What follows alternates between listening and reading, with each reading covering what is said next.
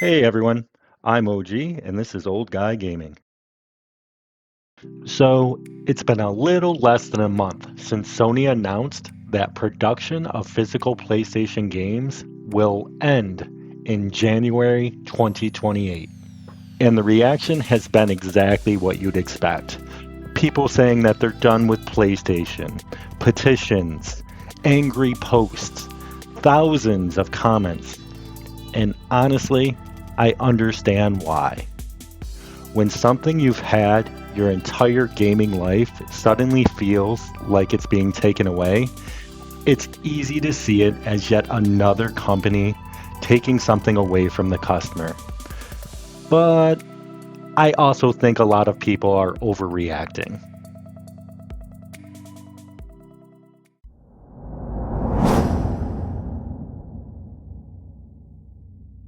Let's start with ownership, because I think this is where the entire conversation begins. When you buy a physical game, it feels like you own something. You can put it on a shelf, you can lend it to a friend, you can sell it, or you can keep it for the next 20 years. Even if that disc stopped working, you could find another use for it. Maybe an expensive frisbee or a plate. I don't know, but it's still yours. I completely understand why people value that.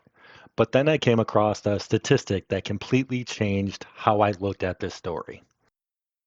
According to a Circana report, so far in 2026, only 7 PlayStation games have sold more than 100,000 physical copies in the United States. 7. If social media is any indication, you'd think almost everyone still buys physical games. But according to the data, most people already don't. Now, before you roast me in the comments, I know exactly what you're thinking. OG, Sony is a global company. You're right. This was a global decision. Worldwide, the picture looks a little different. Based on Sony's software sales mix, roughly 78% of PlayStation software sales are digital. But that still leaves about 22% in physical sales. 22% doesn't sound like much until you realize that's still an estimated 70 million physical games being sold. That number is not insignificant. That's a lot of people, a lot of collectors, a lot of gamers who still want physical media. So, yeah, I understand why they're upset. I just don't think this changes much for the average gamer. And that's who makes up the majority of PlayStation customers.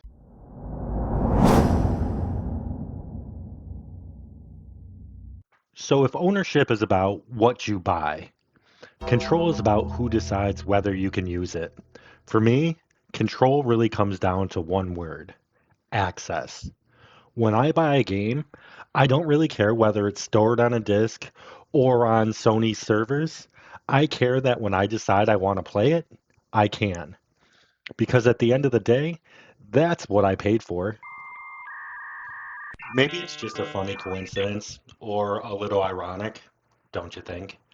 The day I started making this video, the PlayStation Network went down. Just for a few hours, people couldn't access certain online services. It came back, life moved on, but it was a reminder that digital only works when digital works. And I'll be honest, that scares me a little.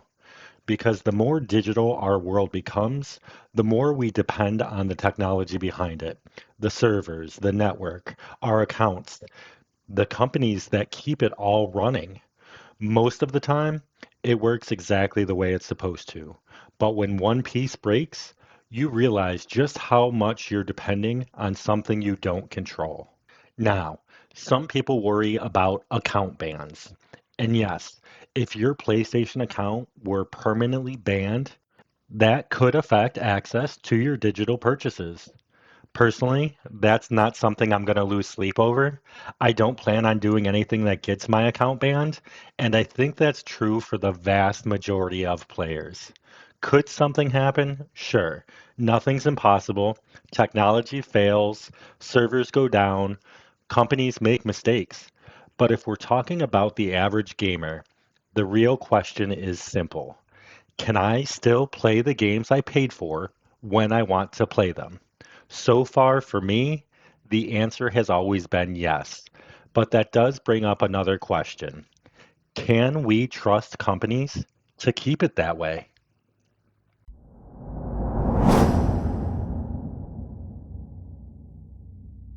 So let's talk about trust. Do I trust Sony today? Yes. Not because I think they're perfect, not because I think they'll never make a bad decision, because so far they've earned that trust. And I think that's an important distinction. Trust isn't permanent, it's something a company has to keep earning. We're not talking about a friendship, we're not talking about loyalty, we're talking about a business relationship. Every time I buy a digital game, I'm entering into a contract. I paid for the game. Sony provides me access to that game. As long as both sides honor that agreement, I'll continue to buy games. If they stop honoring that agreement, I'll stop giving them my business. That's how business works. Now, I think this is where people who say no disc, no buy have their strongest argument. Because if Sony breaks that trust 10 years from now, I've already invested hundreds, maybe thousands of dollars into a digital library. At that point, walking away isn't easy. There's a real cost to starting over. And I think that's a completely valid concern.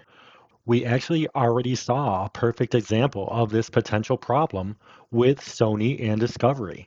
Sony announced that customers could lose access to Discovery content that they'd already purchased, already paid for, because of a licensing dispute. In the end, Sony and Discovery worked things out, and customers kept their access. That's great, but it also makes me ask a question. What happens if something like that ever involved a game publisher or a game developer?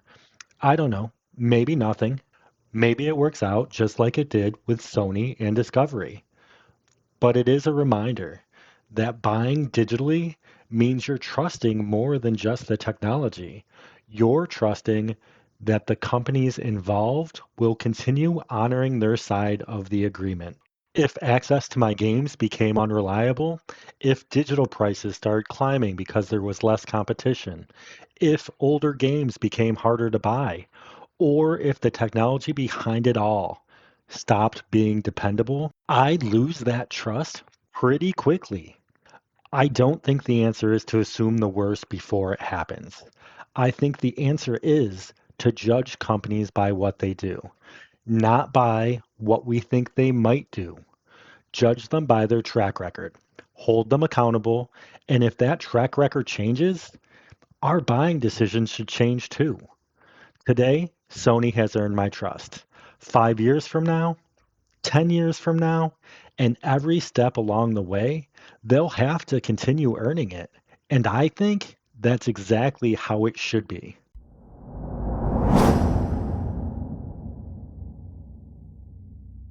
So that brings us to choice. Not because everyone buys physical games, not because everyone collects games, but because people like having options. When I bought my PS5 Slim, I spent the extra 50 bucks and got the one with the disk drive. Since then, I've never bought a physical PS5 game. I've never watched a Blu-ray movie on my PlayStation. So, did I waste $50? I don't think so, because I wasn't really buying a disk drive. I was buying a choice. If I ever wanted to buy a physical game, I could. If I ever wanted to borrow a game, I could. If I ever wanted to watch a Blu-ray movie, I could.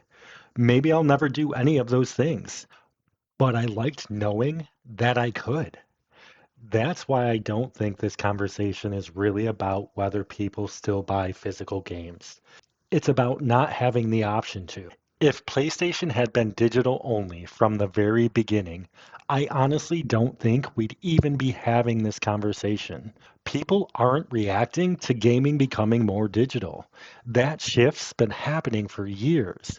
They're reacting because a choice they've always had is being taken away. Now, let's be fair. Everything we've talked about so far, ownership, control, trust, choice, has been from the gamer's point of view. But every story has two sides. Sony didn't make this decision because they hate gamers. They made it because they believe it's the right decision for their business. When nearly 80% of your customers are already buying games digitally, it's probably hard to justify building, shipping, and supporting physical media forever.